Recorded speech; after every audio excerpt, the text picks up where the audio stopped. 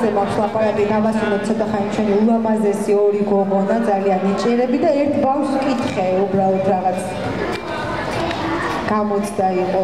არ დავაკონკრეტებ სახელს და გვარს და პატარას, აი ამათ ასაკს ვეკითხები, ამათ ასაკს. ასაკზე ვამახვილებ ყურადღებას, ისეთი პასუხი მივიღე. რა არის მეთქი შენთვის ცეკვა თქო და არ დაფიქრებულა ისე მიპასუხა. მთელი ცხოვრებაო. მთელი ცხოვრებაო, აი ამბავშვი.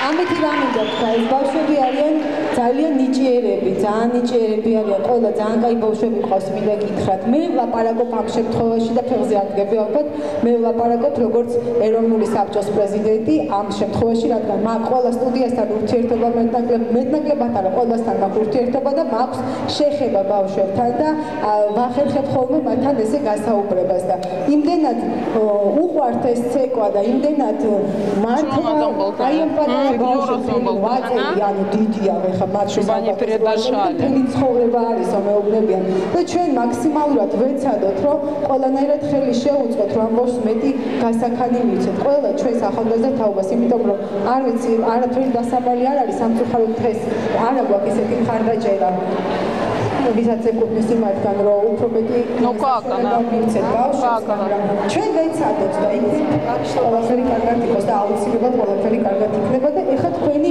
ცეცხლოვანი ჯაივით შეიცვალეთ